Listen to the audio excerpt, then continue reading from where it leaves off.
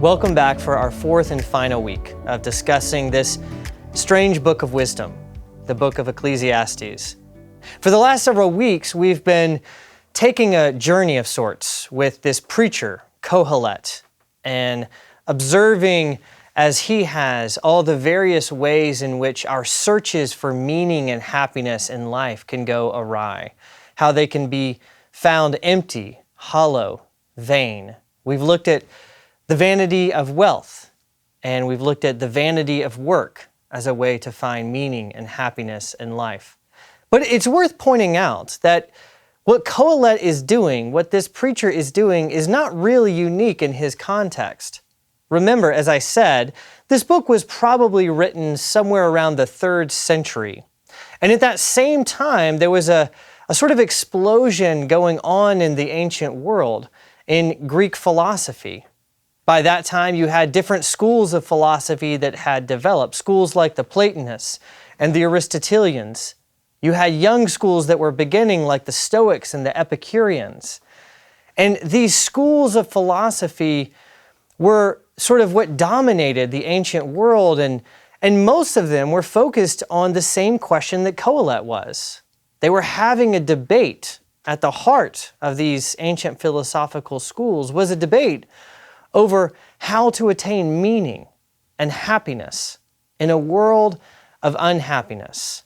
St. Augustine realized this and talks about it in his book, The City of God, in book 19 of The City of God, where he looks at these different philosophies. Here's how he describes what the philosophers were doing.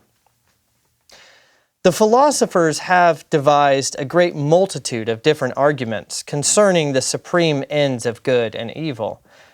They have devoted the greatest possible attention to this question in their attempt to discover what makes a man happy. Or, as Augustine puts it elsewhere in that same part of the City of God, their attempt to create happiness for themselves in the midst of the unhappiness of this life. So these ancient philosophers were doing much the same thing that Kohelet was doing, searching for meaning and happiness in a world of unhappiness. One of the best examples of this is the philosopher Aristotle, who comes right after Plato. And Aristotle, in his great work, Nicomachean Ethics, he looks at the fact that there are 3 primary ways, he says, 3 primary means that people look to try to give their life meaning and happiness. And these 3 ways of life, Aristotle says, are the life of pleasure, the life of political activity, of work, and the life of philosophy. And here's what Aristotle says about the first one of those, the life of pleasure. To judge from the lives that humans lead, most people, and people of the most vulgar type, seem to identify the good or happiness with pleasure, which is the reason why they love the life of enjoyment. Now, like Kohelet, Aristotle thinks that this pursuit of pleasure, maybe through wealth or through pleasurable experiences, that ultimately this is vain. It can't really give true, lasting happiness.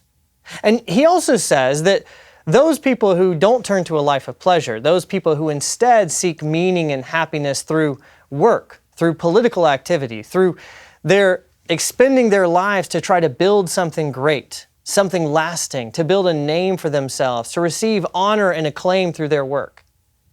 Aristotle says that this too disappoints. This too cannot truly bring happiness. So of those 3 different types of lives, the life of pleasure being one, the life of politics being one, Aristotle says both of those disappoint. The only way to find true meaning, the only way to secure real lasting happiness, he thinks, is through the life dedicated to philosophy, the life of wisdom, the life dedicated to philosophical contemplation. That alone, Aristotle says, brings true happiness. But that is where the preacher and Aristotle begin to differ. They both agree that wealth and work cannot bring happiness that we desire in a world of unhappiness. But where whereas Aristotle places great trust in philosophy and philosophical contemplation, Kohelet says that even wisdom itself ultimately disappoints. And that's what we're going to talk about tonight. We've talked about the vanity of wealth. We've talked about the vanity of work. And tonight, we're going to look at what Kohelet has to say about the vanity of wisdom. Now, to talk about the vanity of wisdom in a book of wisdom literature may seem like a very odd thing to do. After all, isn't Ecclesiastes supposed to be giving us wisdom? Isn't that the point of the whole book? How could the author of Ecclesiastes, or how could the preacher who's speaking in most of the book, how could he possibly think that wisdom in and of itself is vain? Now, it's true that Ecclesiastes can, and often does, praise wisdom and sees great benefit in it. Look, for example, at what the preacher says in chapter 7, verse 19. Wisdom gives strength to the wise man more than 10 rulers who are in a city. This is the benefit of wisdom, that wisdom gives strength. And then again, something similar in chapter 10. The words of a wise man's mouth win him favor, but the lips of the fool consume him. Here we hear something that sounds much like what we encountered in Proverbs, that wisdom is a good, that wisdom is something to be desired. Remember how Proverbs put it, that wisdom is to be treasured more than silver or gold. Ecclesiastes seems to be agreeing with that and saying, yes, there is great benefit in wisdom, and it should be sought out. But the preacher also thinks that wisdom has its limits, and sometimes he doesn't speak quite so highly of it. Look, for instance, at what he says in chapter 2. For of the wise, as of the fool, there is no enduring remembrance.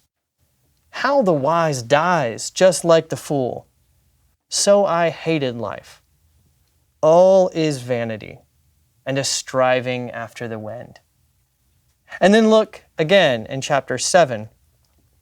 In my vain life I have seen everything. There is a righteous man who perishes in his righteousness, and there is a wicked man who prolongs his life in his evil doing. Be not overly righteous, and do not make yourself too wise. Why should you destroy yourself? Now, here, instead of hearing the praises of wisdom, we begin to hear the voice of despair, the voice of vanity. Why should you make yourself too wise? Why expend all this energy on the journey to become wise, on the search for wisdom? After all, will not both the wise and the foolish perish? And sometimes do not the wise suffer while the foolish prosper? Kohelet looks out on a world, and he sees that in a world of suffering, in a world of unhappiness, that wisdom cannot finally bring the meaning and happiness that he seeks.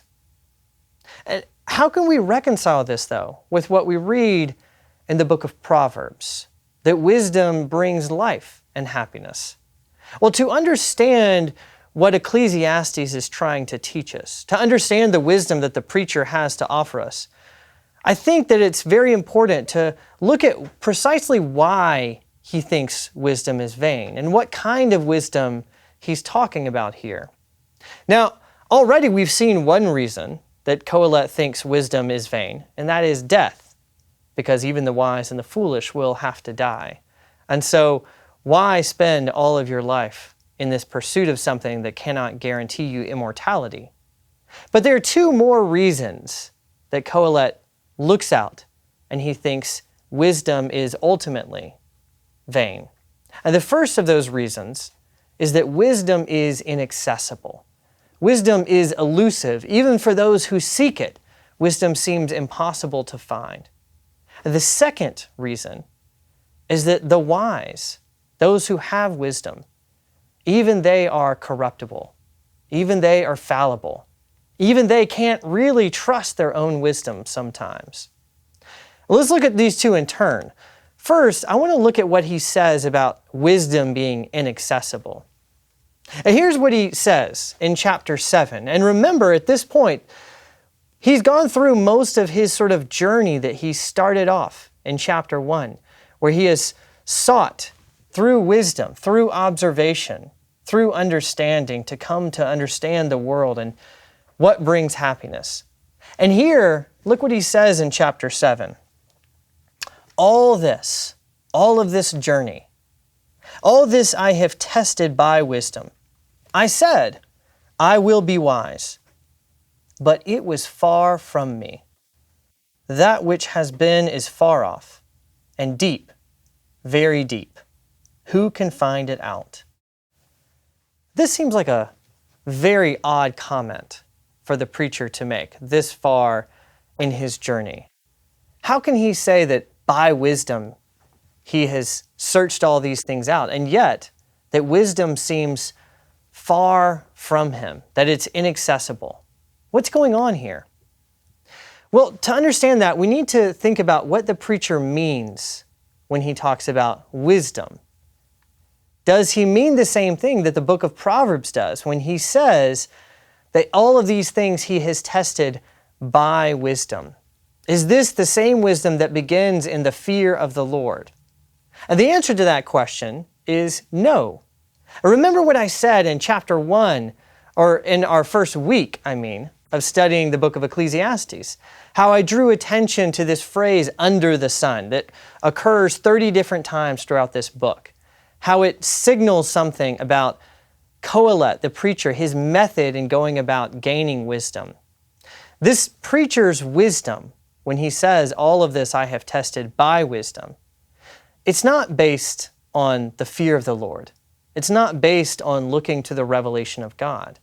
It's based on his own independent observations, his own independent reasoning. It's based on him looking out and seeing what he can see under the sun and drawing his own conclusions. And in that way, what Kohelet's doing is actually very similar to the Greek philosophers. The Jewish scholar Michael Fox, who's done a lot of study on wisdom literature and Ecclesiastes in particular, he draws attention to this and how Kohelet, his method of gaining wisdom and knowledge, is so similar to Greek philosophy. And here's what Michael Fox says. We need not suppose that the author has read Greek philosophy or even heard about its particulars. He does, however, share the fundamental tenet of Greek philosophy, the autonomy of individual reason. This is the belief that the individual can and should proceed toward truth by means of his own powers of perception and reason. The preacher has proceeded toward truth by means of his own power and reason. He's sought to discover happiness and the meaning of life through his own independent, autonomous reason and observation. And it's this method, when he says, I have tested by wisdom, it's this independent, autonomous way of going about things that has not yielded for him the true wisdom or happiness or meaning that he has been seeking for. And therefore, in the long run, he's found wisdom, the true meaning of life, to be inaccessible for him. As long as he's gone about his pursuit under the sun, he cannot find it out. So that's one problem with wisdom. That's one reason that the preacher finds it to be vain. And the second reason is not just that wisdom is inaccessible, but that even those who become wise, the wise themselves, are corruptible. Look what he says in chapter 7, verse 7. Surely oppression drives the wise into madness, and a bribe corrupts the heart. And then look again what he says later in the chapter. Surely there is not a righteous man on earth who does good and never sins. Do not take to heart all the things that people say, lest you hear your servant cursing you. Your heart knows that many times you yourself have cursed others. So Kohelet, he looks out and he not only sees a world that is opaque to him, difficult to understand, difficult to discover the true meaning, inaccessible. He also looks out and he sees a world where even those who are wise are corruptible. those who can be corrupted by bribes, those whose hearts betray them. And the pursuit of wisdom, then, is vain because the wise are prone to failure and to corruption. In Christian theology, this has often been described as the noetic effects of the fall, or the noetic effects of sin. That sin has affected not only our hearts, but even our minds. And that sin has distorted the ways in which we think. And you can continue to see this today. Some of you probably participated in our summer book study where we read Alan Jacobs' book, How to Think. And in that book, Alan Jacobs, he agrees in many ways with the preacher.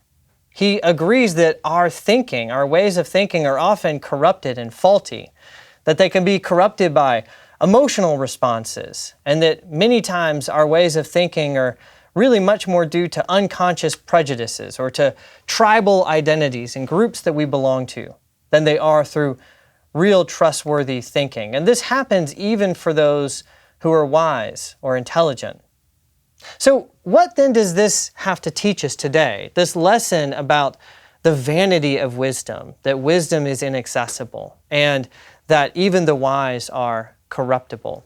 Well, you might think this is very different than the world we live in today. We're not like those ancient Greeks. None of us are like Aristotle, going around thinking that we can provide real meaning and happiness to our life if we just dedicate ourselves to philosophy or philosophical contemplation. But I would actually suggest that this is not just an ancient problem, that we moderns, we too put significant trust and put a lot of hope in our own wisdom and powers of reasoning. Sure, we don't look to philosophy necessarily to give answers to the questions of happiness, but we do think that by the powers of our own reason and creativity, that we can achieve happiness, that we can build some sort of utopia. And you could see this if you look back at the people who are really responsible for creating the way that we think in the modern world. Take, for instance, two famous philosophers and scientists who kind of created the modern way of thinking. The Englishman, Francis Bacon, who's often credited with being the father of empiricism and the scientific method. Look at what he has to say about the power of reason. Now, human understanding is emancipated and come as it were of age, whence there cannot but follow an improvement in man's estate and an enlargement of his power over nature. This new human understanding, Bacon thinks, that is brought about through the scientific method, through everything that we can learn from it. This brings about an improvement in our estates. This is what will bring us happiness. This is what will give us power over nature. And look at his contemporary, the Frenchman, the philosopher René Descartes, who, if Bacon is responsible for being credited with the modern science, Descartes is the one who is responsible for being credited with modern rationalism. Now look what Descartes says about the power of knowledge and reason. By knowing the force and actions of fire, water, air, the stars and the heavens, all these things we can discover through our observations, we could employ them to all the usages for which they are suitable, and thus make ourselves, as it were, masters and possessors of nature. Now, Bacon and Descartes were themselves both Christians. Francis Bacon was a devout Anglican and René Descartes was Catholic. But their twin philosophies, Bacon's empiricism, looking to scientific method and observation and testing, and René Descartes' kind of skeptical rationalism, the effect of their methods was to make wisdom in the modern world, to make the way that we think autonomous, freed from God, freed from the fear of the Lord, the need for revelation, to make ourselves put trust in our own knowledge and power of our knowledge. As both of them say, it's through knowledge, through our own reason and our own abilities that we will be able to achieve mastery over nature, that we will be able to finally achieve happiness in a world of unhappiness. And that attitude, I think, remains with us today, regardless of whether or not we know anything about Bacon or Descartes or read their philosophies. This is an attitude that we live with. We live with this kind of unerring confidence these days that reason, science, the data we can gather and graph, the technology that we can create, and the innovations that we can make through our reason, that it is these things that will provide all the answers that we need to whatever ails us. And that is these things that will allow us to achieve our goals. And we equate wisdom oftentimes with scientific authorities, with economic projections. This tendency to look to the power of our own reason, the power that gives us to control society and to try to bring about happiness in our lives. These things are good, but as Craig Gay, who came to Christ Church, as he notes in one of his books, it also starts to lend our lives the feeling of a kind of practical atheism. Because even if we do believe in God, the way that we go about most of our life, the way that we go about trying to secure meaning and happiness, is to depend on ourselves, on our own reason and ability, to trust in our own knowledge, to trust in our own wisdom, and therefore, that while we may believe in God, we live as if He is not really terribly relevant to our everyday lives. And I'm not just talking about the way that we live together as a society. It's also the way that we go about making decisions in daily lives. When we face questions like, well, how should I spend my money? Or what are the right choices for my child's education? Or what should I do with the time that I have in my retirement? These are the kind of questions that confront us every day. And all of these questions engage this more fundamental question of what gives us true meaning and true happiness? What is the good life? It's these same questions that Kohelet, the preacher, is trying to explore. To ask these kind of questions is to ask, where is wisdom? What is true happiness? And our tendency is to do exactly what the preacher did, what Kohelet did, to trust in the power of our own reasoning and observations, to trust in what we can observe under the sun.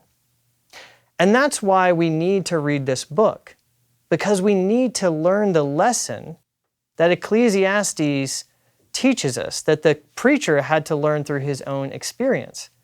We need to learn the lesson of humility. There's a great expression of humility in Proverbs chapter 3, the humility that characterizes true wisdom.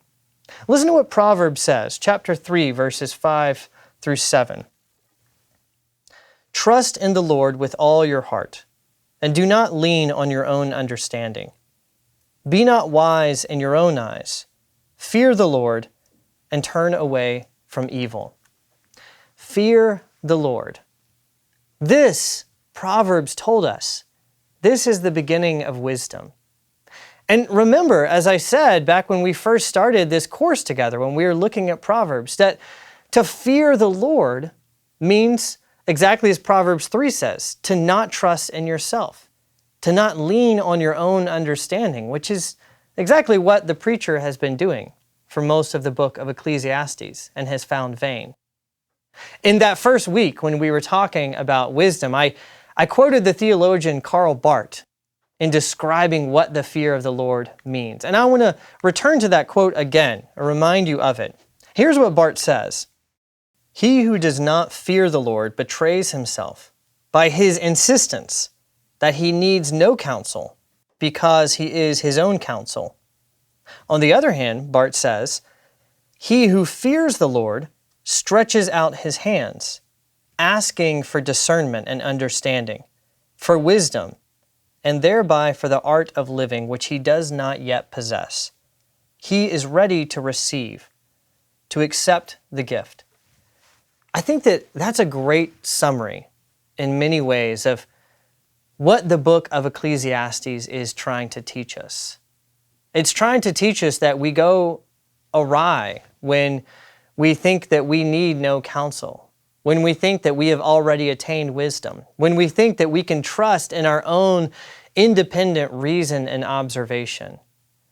But this wisdom of that kind, pursued by ourselves, that kind of wisdom is inaccessible. It doesn't really yield a true understanding of the meaning of life and of where happiness lies.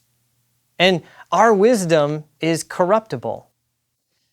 So this is why, in the very end of the book of Ecclesiastes, after the preacher has finished all that he has said, that other voice, that voice of the narrator, returns. And what does the narrator say? What is the final comment that he wants to make after this long search that has exposed the vanity of wealth and the vanity of work, and even the vanity of a wisdom, the kind of wisdom that puts our trust in ourselves? Here's what the narrator says. The end of the matter. All has been heard. Fear God and keep His commandments, for this is the whole duty of man.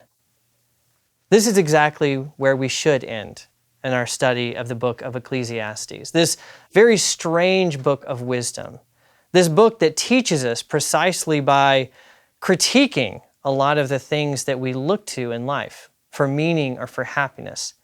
This book that teaches us the vanity of a pursuit of meaning and happiness that is detached from God, that's independent, in a life that trusts in ourselves.